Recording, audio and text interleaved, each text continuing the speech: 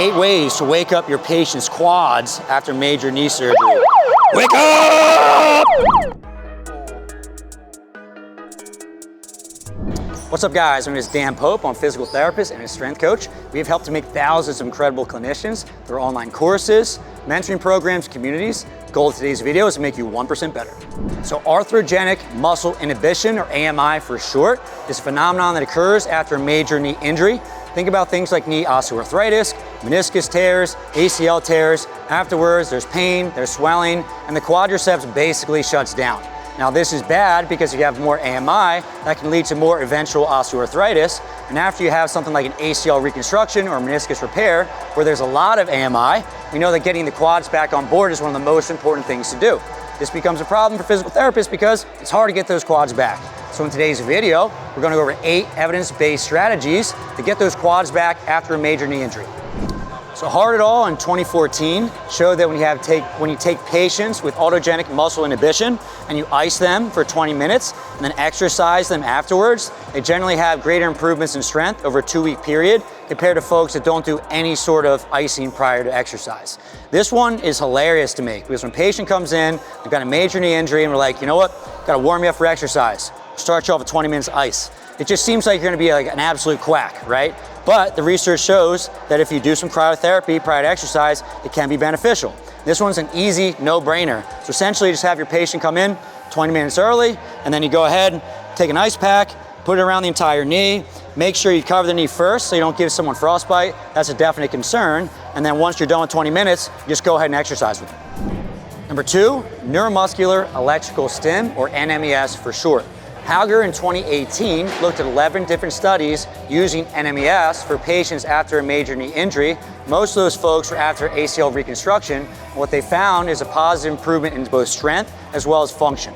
The trouble is that each of these studies had widely different parameters they used for these patients. So essentially, the parameters were different, the electrode sizes were different, the durations they used for patient to patient or study to study was very different, as well as whether or not they were doing active exercise versus passive while getting the stim. Hey there, sorry to interrupt, but I've got something cool. It's an evidence-based exercise selection cheat sheet after ACL reconstruction. Sometimes it's a little bit scary working with patients after ACL reconstruction. Obviously, you don't want to hurt them, and the exercises that we choose matter. So I created a cheat sheet to help you out. It goes over which movements have the most strain on the ACL graft and how to dose those exercises from low to high. We use the evidence to guide us so you can make the right decision for your patient after ACL reconstruction. We'll also tackle that age-old question of whether or not you should be using open kinetic chain knee extensions with your patients early on after ACL reconstruction. This cheat sheet is 100% free. I'll leave a link in the show notes in the description below. Go ahead and click on that and get to learning. Now, back to your video. Lucky for us, Conley et al. In 2021 synthesized literature again and tried to come up with some best practices for NMES for patients after they have arthrogenic muscle inhibition. So for best results, we want to initiate NMES within the first 2 weeks after a surgery. In terms of intensity or how high you set the NMES, you want to put it to the maximum tolerable amount the patient can handle. The other piece is that over the course of time, as the patient habituates to the stim, they want to increase this throughout the course of the session, and then from session to session to session, we're also trying to increase it. We're also trying our best to get a visible muscle contraction with the stim. So essentially, you turn it up high enough, the quad contracts without the person actually trying to contract it. In terms of parameters, we're looking for a biphasic current. We also want a longer pulse duration, somewhere between 250 and 1,000 microsiemens. Frequency should be greater than or equal to 50 hertz. In terms of the electrode size, generally the bigger the better. In this paper, they recommended 40 centimeters squared or greater. That's essentially going to be 2.5 inches by 2.5 inches. The thought being is that the bigger the electrode, the more comfortable it is for the patient. And the other thing is that we get more of the muscle involved just because it's a much bigger electrode. We're looking for a duty cycle somewhere between 1 and 2 and 1 and 3. And basically what that means is you're setting the unit to, let's say, 20 seconds on and 40 seconds off. So the duty cycle refers to the on and off cycle period.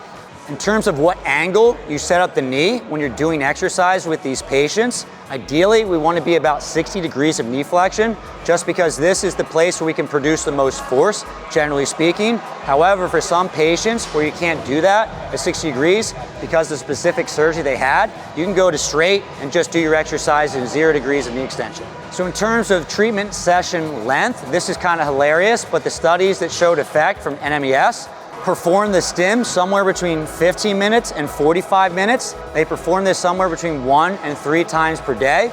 And the studies lasted anywhere between 2 weeks and 12 weeks. So obviously there's a wide range of what might be acceptable for your patients. And lastly, we're not really sure if it's best to do active contractions with the NMES. So basically do an isometric contraction, pushing against resistance while the stim is on, or just passively letting the person hang out while the stim is going. Both are probably acceptable. All right, let's talk a little bit how I like to set this up. So essentially we're using an MP continuum unit right here, and we have some big old electrodes. This is actually supposed to be for the low back, but it's enormous, so it probably works pretty well for the quad. I'm gonna take a smaller electrode right here. I'm gonna place this more in the VMO on the inside, just like so.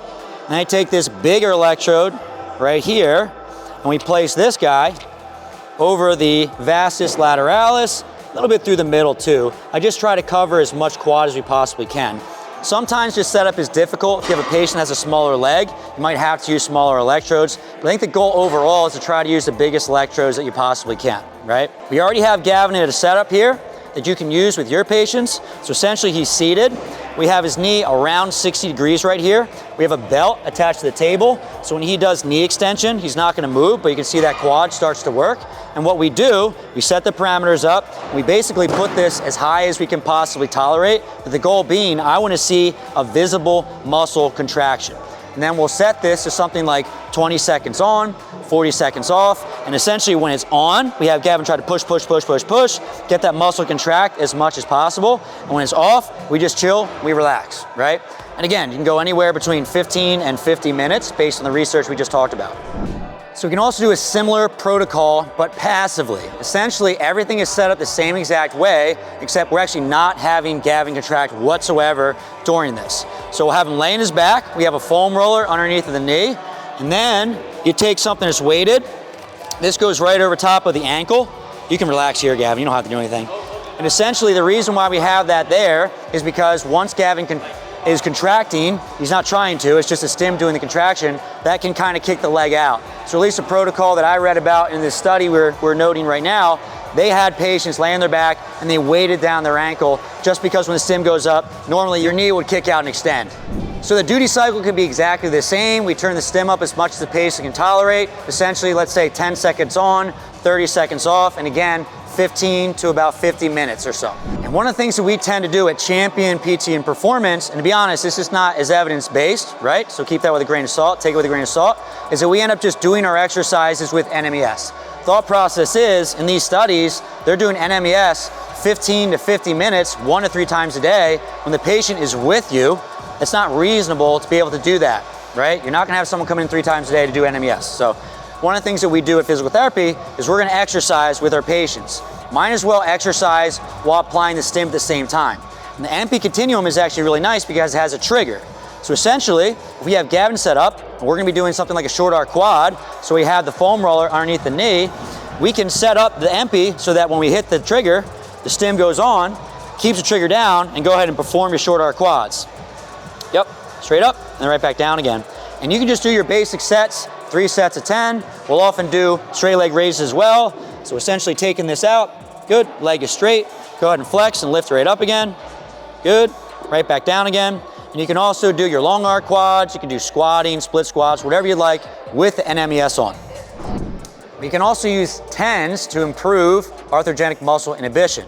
So Sun et al. In 2016 performed a study, and what they found is that if you did 20 minutes of TENS prior to doing maximal voluntary contraction of the knee, they had a better outcome. So for your patients prior to exercise, you might want to throw a TENS unit on them and just let them sit there for 20 minutes and afterwards exercise them. Just like the cryotherapy, you can probably put the TENS on and the cryotherapy, do it together for 20 minutes, and afterwards start your exercise. We also have a bit of research to show that vibration can be helpful as well. So Blackburn in 2014 was looking at power plates, so essentially a vibrating plate that you stand on, and what they did was hold a squat for 1 minute while the vibrating plate was going. They did this for 6 rounds with 2 minutes rest. In the vibration group, they had improved peak force as well as central activation ratios after the vibration. In the same study, they also used a local vibration unit that went right on the quadriceps, same squat parameters, and afterwards, same improvements. So if you have access to something like a power plate at your facility, it might be a good idea to have those guys pop onto the power plate, do the vibration prior to exercising, or just in addition to your regular physical therapy treatment. And if you're liking this video, you should hit the like button. That'd be pretty sweet. We have some research from Lepley et al. In 2012 showing that biofeedback was helpful for folks with quad issues. And essentially we're using the M trigger unit, and what you end up doing is attaching the M trigger unit to some electrodes that go directly onto the quads. I've got one on the vastus lateralis, one on the vastus medialis. Essentially open up the app, and when we have Gavin over here contract, that'll give a feedback of how much he's contracting. And essentially, this is gamification of using your quads. So essentially, we're trying to have Gavin get this number to go as high as possible. And we can do it with a whole bunch of different exercises. I generally start my patients off with the general quad set, but you can progress to short arc quad, long arc quad, whatever exercise you like. I find this particularly useful in the beginning stages of rehab, doing easy table exercises. You can also try some contralateral limb training in your patients after, let's say, ACL reconstruction surgery. We have some research by Minshaw in 2021, and they found that training the contralateral limb actually had good improvements over to the involved side limb. And essentially, this is due to the cross-education effect. Essentially, if you train your contralateral limb, there's going to be some carryover to the involved side.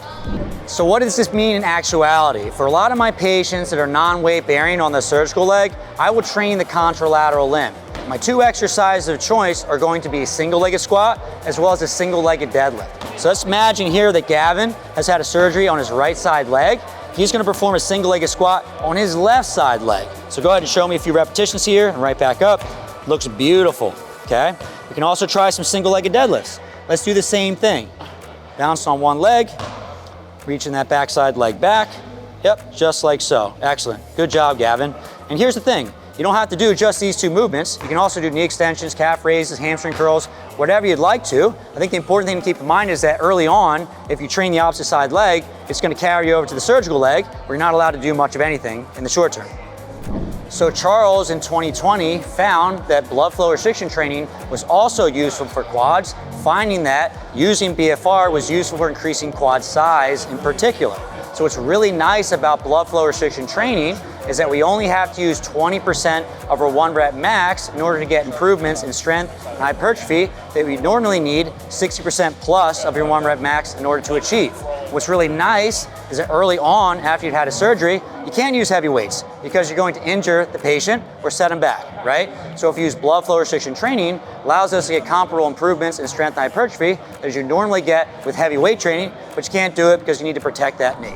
So a few words of caution before using blood flow restriction training with your patients. One of the big ones is to make sure the incisions from the surgery are healing really well. Generally speaking, we start our BFR around 2 weeks after a surgery like ACL reconstruction.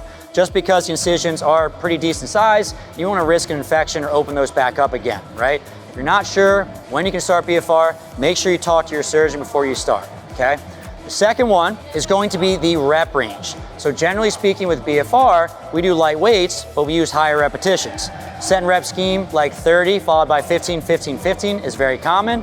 I like to use that with my patients. However, if you've never done 30 reps with a patient that has a fresh surgery, you have to be really careful. So you might hurt them just because there's so many repetitions. So usually when I give exercise to my patients, I don't start with 30, 15, 15, 15. I start with some lighter, lower rep ranges like 3 sets of 10, 3 sets of 15, work my way up until I get to 30, 15, 15, 15.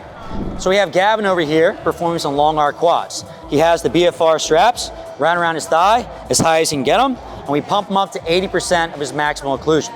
From here, he just performs his repetitions. Let's do, both legs at the same time. And sometimes I'll even combine this with a little bit of NMES, so he's getting the stim while he's also getting the BFR at the same time.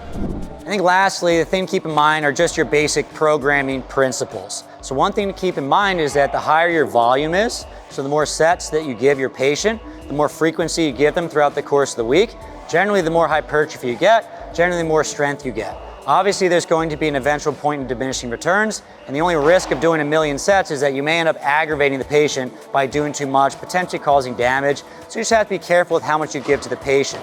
The other thing to keep in mind is the length of the muscle when you're strength training it. So if you're strength training the muscle in a lengthened position, you're probably going to build a little more hypertrophy than if you train it through a partial range when the muscle is already shortened. Think of the difference between a short arc quad, where it's a very small range of motion, and you're working the muscle where it's already shortened, versus a deep, full range of motion squat. In the very bottom of that squat position, you have full knee flexion. You're training the quad in a stretched position, which is going to be better for hypertrophy. Obviously, it's not going to be something you can do in your patients post-op day 1, but something to think about as you start progressing through rehab phases. All right, so I just gave you 1,000,000,000 ways you can work on your patients' quads. It's obviously too much. We only have 30 minutes to an hour to work with our patients, so it would make no sense to give all of these things to your patient all at once. A champion PT in performance, what do we do? What I typically do is I start with cryotherapy. If the patient can, they come before the session starts. We get them nice and iced up.